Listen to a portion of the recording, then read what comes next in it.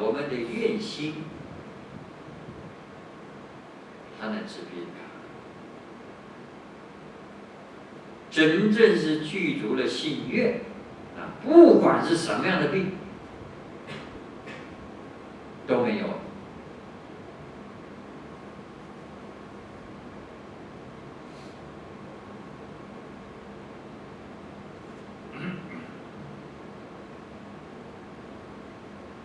换句话说，有信有愿，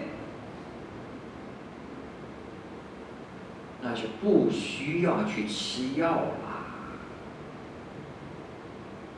啊，这个坚定的信愿，也就是我们长保健康的最佳良药。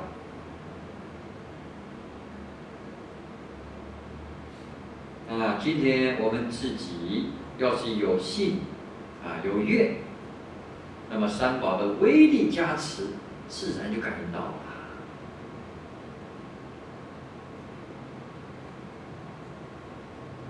这又哪有不健康的道理啊？所以说的明白一点，会生病，这就是有业障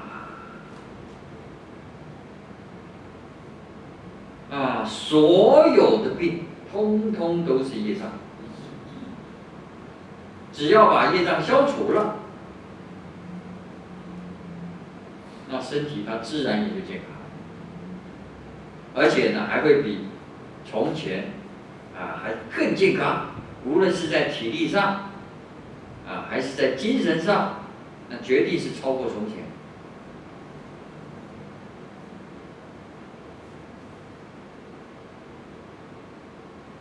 啊，因为业障都消除了嘛。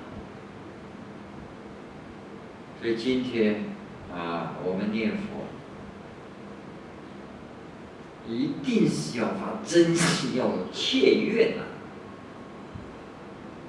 啊，这个才能够消除业障，能够免除我们众多的痛苦。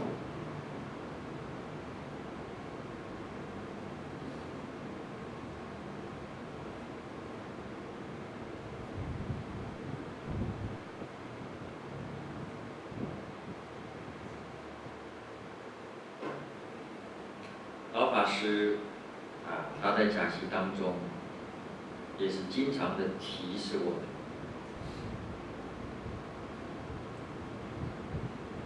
一个真正念佛人，他是不老、不病、不死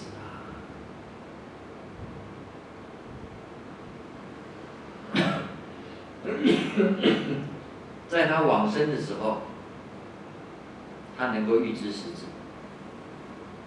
能够没有病苦，啊，走的时候不生病，神识是清清楚楚。像刚才讲的常福居士，还有台湾的一位啊李继华老居士，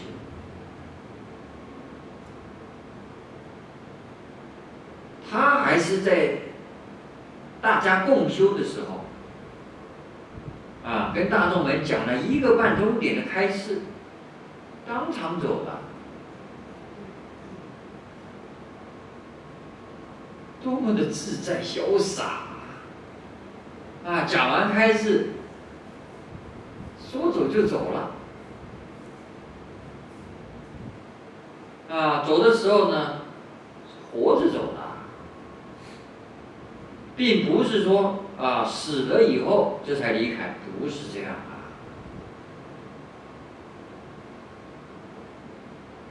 他是看到了阿弥陀佛啊前来接引，也就是这里讲的，非常清醒的跟他去了，走了以后臭皮囊不要了，丢了。确确实实也是永离众苦，永远离开一切众多的苦难。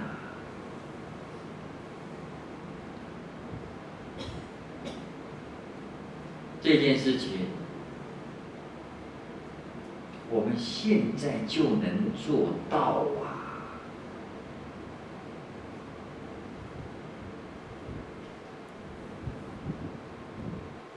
那么到了西方极乐世界，就更是不必说了。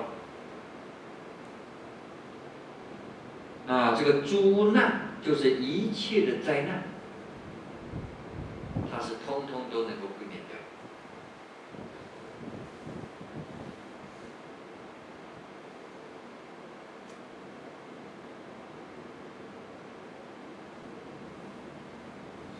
在这个众苦里头，刚才只是讲了生、老、病、死可以免除。那么其次的还有求不得苦。今天我们还生活在这个世界，无论是有福没福，我就只是一心的念佛，我什么也都不求了，那这个苦也就没有了，因为我就只有求愿往生极乐世界，我对于其他的什么也都不求，那个所求的因没了，是吧？我不能得到果报，这个苦果当然也就没了。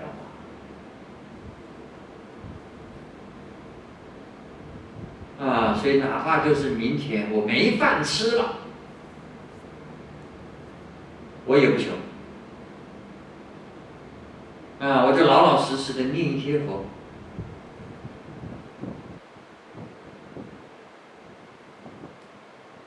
要是3天没饭吃呢，我就念3天佛。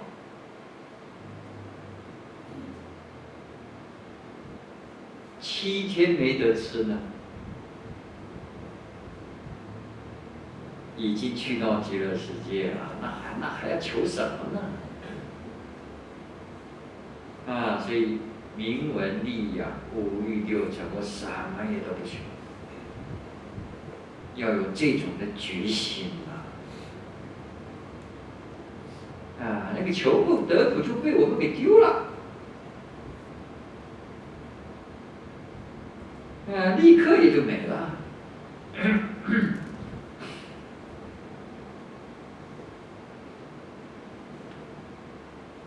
再来是怨憎会苦，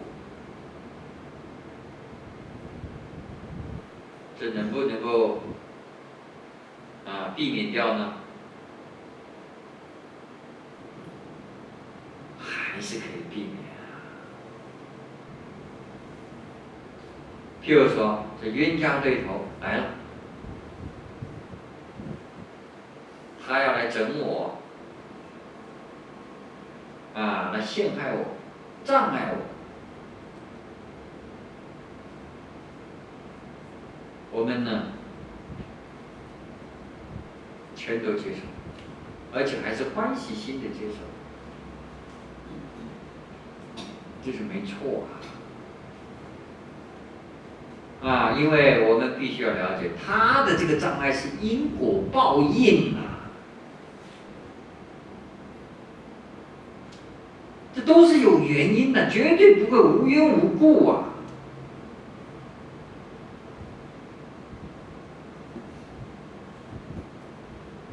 他会来打我、骂我，那肯定是我过去打他、骂他，那接受了、爆掉了，不就好了吗？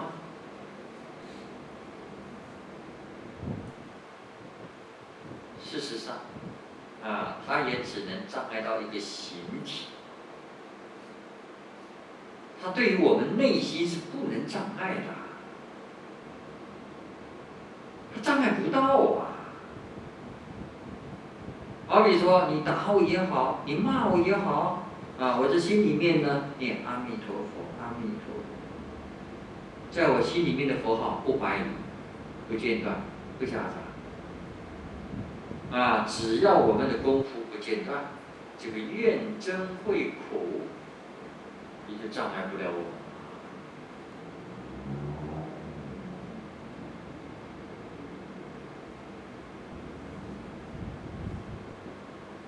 那么，假如说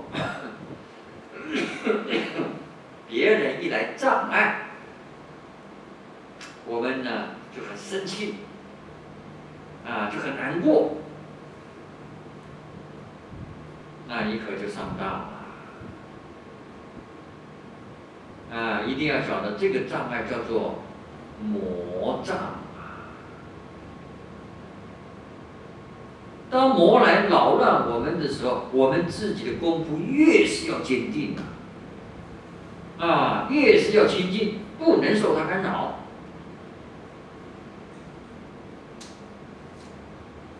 这么一来，我们的功夫我们的道业也才能够成就其实我们只管把自己的功夫守好，其他的那自然会有护法神去对治。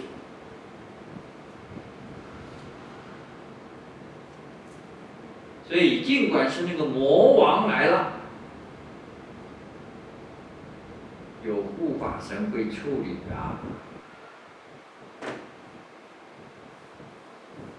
我们决定不要去起嗔恚心，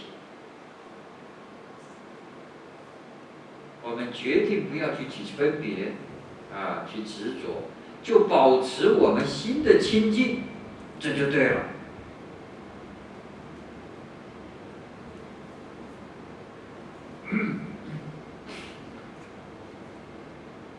一定要知道善有善报，恶有恶报，这个是因果的定律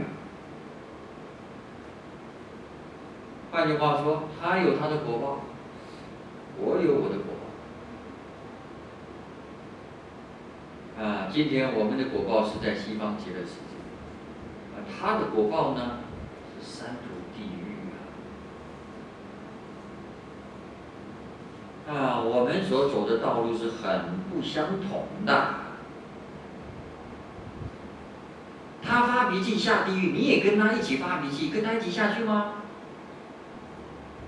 哪那么傻呢？他发脾气，你不发脾气，你好好念佛，你往生做佛多好啊！为什么要被他影响呢？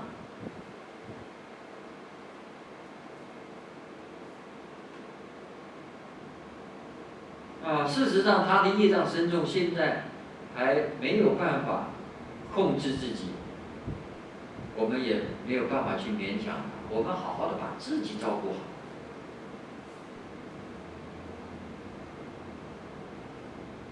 决定不跟任何人结冤仇。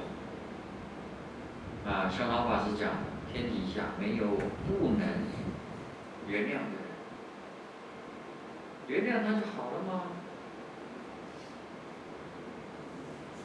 你原谅对方的同时，自己就解脱了吗？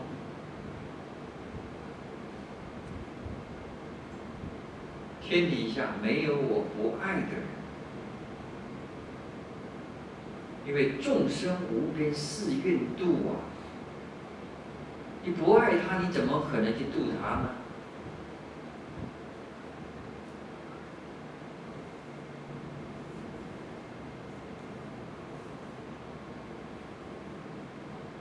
那么能够把这个事实真相是通通都弄明白了，那就是再大的魔也害不了我们。那还怕什么呢？你一律原谅，你就不会发火了，不会火烧功德林了吗？所有一切的众苦、诸难都可以避免了。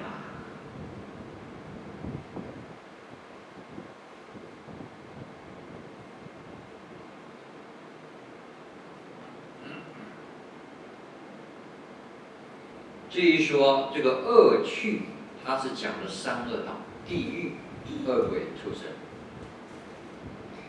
那么这个三恶道的业因，它是很复杂的要是把它归纳起来，总不外乎也就是贪、嗔、痴、慢这四种的恶业。也就是说，所有一切的罪恶，它通通都是从贪嗔痴慢而产生的。那么现在我们一心念佛啊，求生极乐世界，对于这个世间所有一切的顺境，或者是逆境，我通通都把它给放下，修我们的清净心，啊，修自己的平等心和大慈悲心，这些个恶趣，这些个魔恼，它全都可以离开了。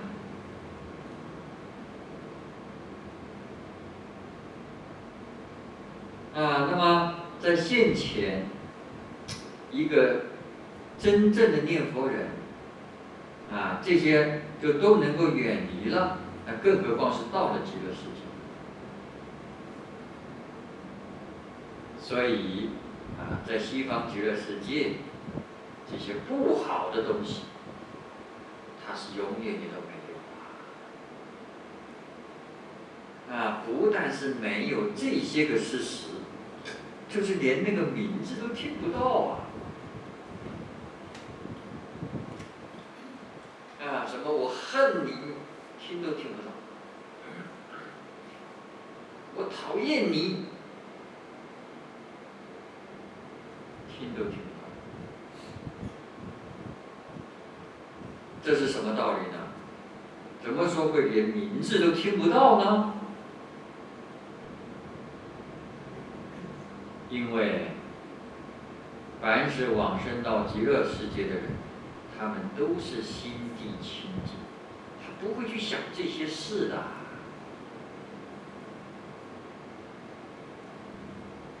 啊，纵然是在过去，他曾经有遇到过这些事情，他也不会去记住它。他的心地是清净又光明，善跟恶全都不去沾染。所以呢，心净则国土净。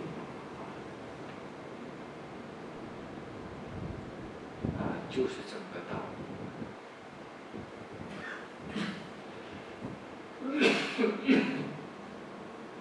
那么换句话说，往生到极乐世界的人，他们是个个都心地清净。要是我们的这个心还不清净，那就不能往生。这点可是很重要的。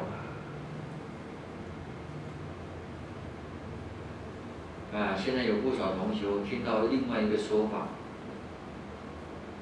说我们净土中专靠佛力，所以我散心念佛也能往生，这是说不通的。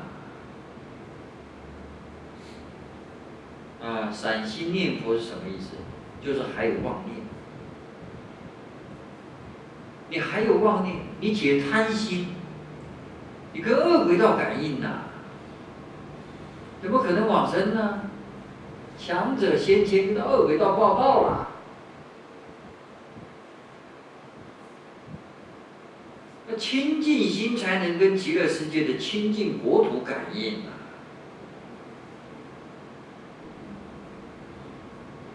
这个千万不能自己做解释我们天天念佛，那个样子摆得很好看，但是心里面还是胡思乱想，就好像敲这个引磬你得要敲到，它才会叮。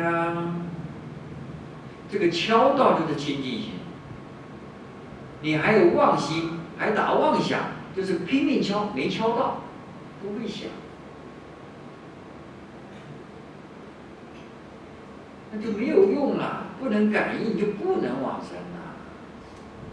十法界你感应的是哪一个法界，就到哪一个法界去报道了。而西方极乐世界是清净心所感得的果报，也就是要扶助烦恼。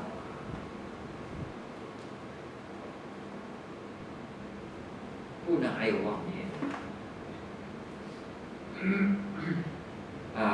最低限度就是把它压住，不用断，让它不冒出来就行了，还冒出来就不行。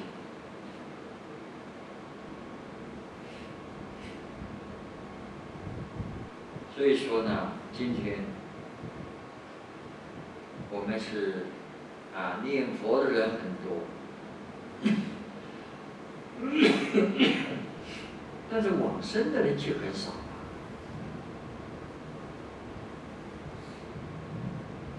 那么为什么这么多的人都不能去往生呢？问题就是出在他口里虽然念佛，但是心不清净。就像刚才讲的，拼命敲，敲得很大力，没敲到。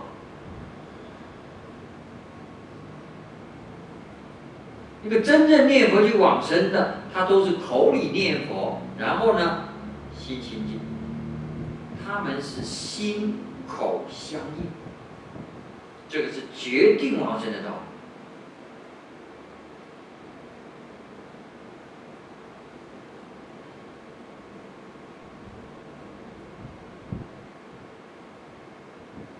那么前面的这一段，他是讲的人世，在人世上的这些苦难，还有磨恼，那是都可以远离。可以永远的离开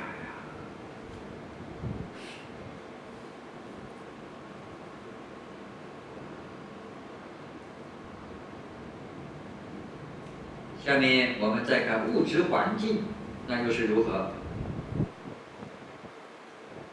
经文说：亦无事实、寒暑、雨鸣之意。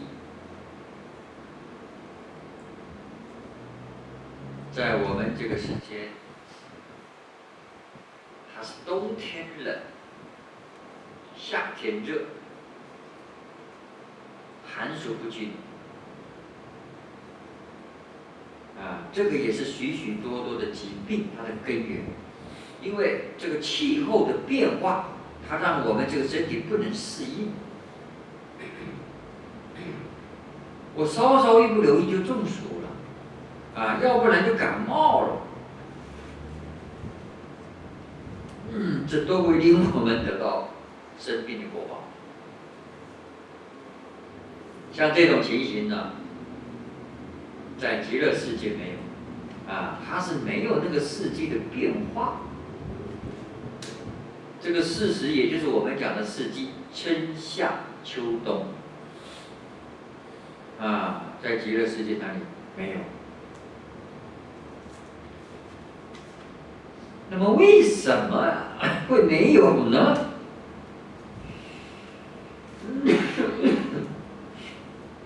我们大家也都知道，在这个地球上，它的四季是怎么来的呢？它是因为地球绕着太阳在运行，每一个时节它所对应的角度不一样，也就是说，它接受到太阳光线直射的那个位置是不同的，它在移动的时候呢，造成了这个角度的变化，所以它受热的那个方位不相同，这也就产生了寒暑的变化。那么在西方极乐世界，那里没有太阳，没有日月，所以它没有这个受热方位的问题。那里是一个光明世界，它有无量的光明，因为它本身就会放光。不但是佛的身上放光，就是一切众生也都放光所有的一切物质通通放光，就连整个大地都在放光，所以它不需要日月，没有这个受热方位的问题。那么，因为光明都是清凉的，所以呢，没有事实，没有寒暑，或者是雨鸣之意，没有这些现象。这个雨鸣是指阴天、下雨天，没有这些变化。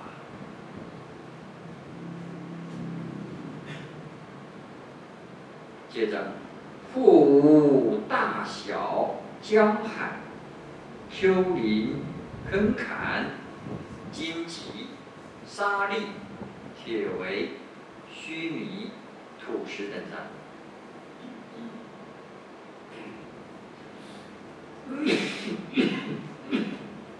这个坑坎，它是讲深陷下去的洼地。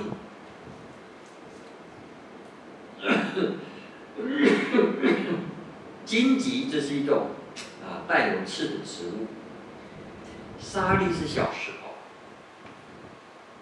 铁围呢，它是指的一个单位世界外围的大山。那么须弥是印度话，中文的意思叫做妙高山，它是一个小世界的中心。在我们这个世界，它有这些个大小的江海，以及这些地理环境上的种种差别，在极乐世界没有。虽然说它有那个七宝池，有八功德水，但它那个水是很不一样的，跟我们这边的那可是大大的不同。它是随心所欲会听从指挥的水这件事情呢，到了后面经文我们也就会看到，它那个水是我们想让它深一点，它也就深一点；你想让它浅一点，它就浅一点。尽如人意。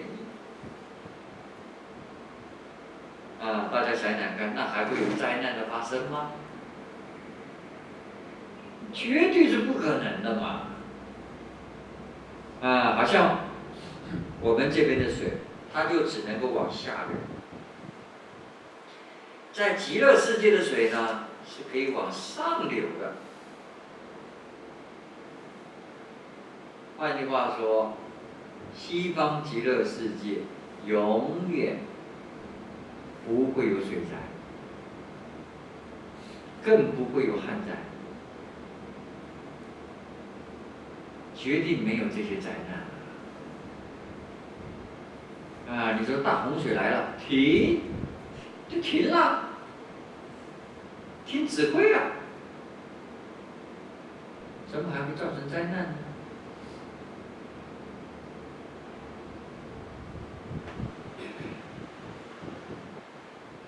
那么丘陵、坑坎，这是指那个地质不平整。事实上，我们这个地它会不平，那也是因为人心的不平所造成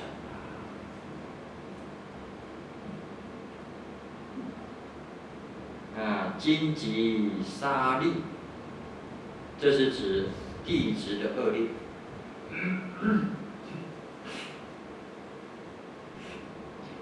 在西方极乐世界，它的那个地面全都是七宝所做成的。经上跟我们讲，那个地上全都是琉璃，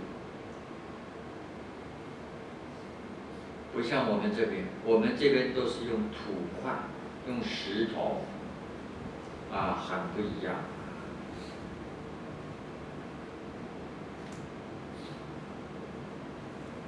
至于这个铁围还有须弥，它讲的是大山。实在说呢，像这些个高山峻岭，它都是障碍。极乐世界也都没有这些，没有铁围山，没有须弥山，那个土石等山当然也就更是没有总而言之，在那里的大地，它是一片的平整，这也就是显示出那里的人心都是清净的，是光明的，是平等。这是经题上讲的清净平等。所以说呢，他们所感得的依报那个生活的环境，具足了无量的庄严，确确实实就是无量的功德。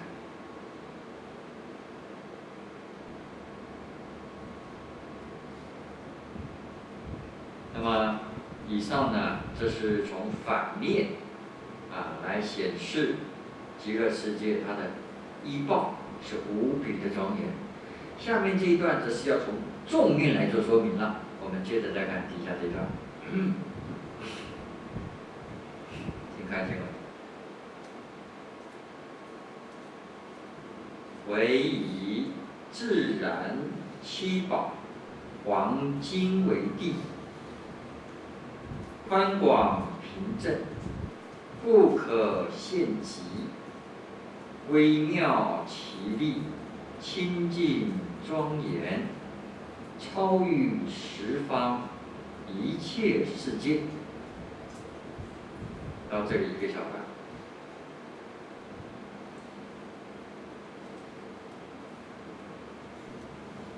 在前面呢，已经是跟我们的这个娑婆世界做出了一个比较，说明在我们这个世界所有一切恶劣、那些不美好的在极乐世界那里，通通也都没有。因为在前面的经文当中，也都跟我们讲过了，阿弥陀佛他在建造这个极乐世界的时候，他所采取的是十方诸佛世界他们所有的优点反正只要是好的，只要是庄严的，是优美的，通通采纳。凡是那些不好的，他也是全部都改进，或者把它舍弃。换句话说，这西方极乐世界正是一切诸佛刹土所有微妙庄严的集大成它是这么成就的把最好的集中在一起，不好的通通舍掉。所以说他们那个地方是唯以自然七宝黄金为地这个地上所铺的都是黄金不像我们这里。现在我们这个马路它是用柏油再掺了一些小石头所铺成的。极乐世界呢不是这样，他们那个道路用黄金来铺整个大地全都是琉璃，就是绿色的琉璃地，这再铺上黄金的路面，这是多么的美哎呀，真的就是下面讲的宽广平正。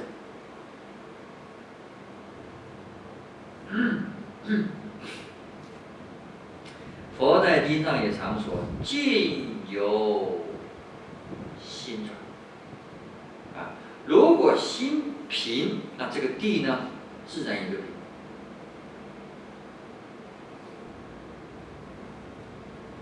现在我们这个世界地震这么频繁，就是人心不平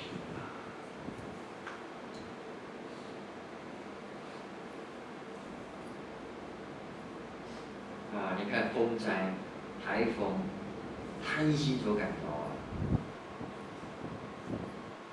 嗔心呢，感召火灾。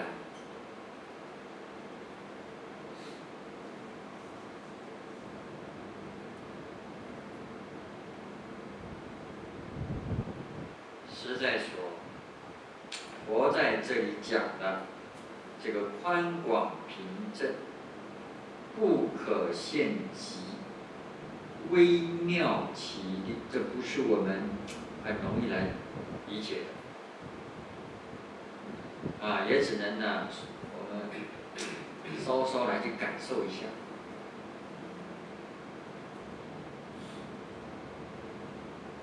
那么最后的这一句“清净庄严”，这可就更是不可思议了。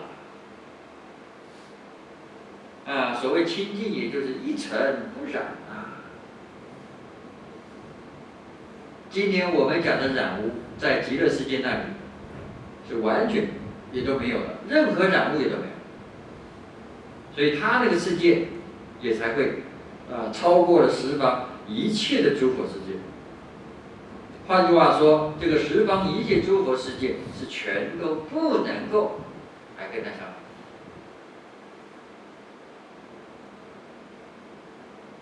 那个原因是什么？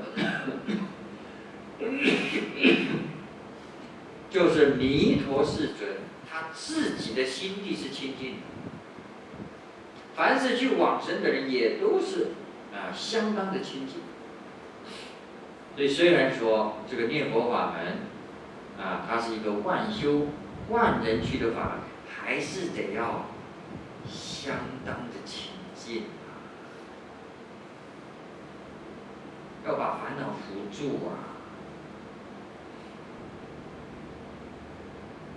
这也才能去得了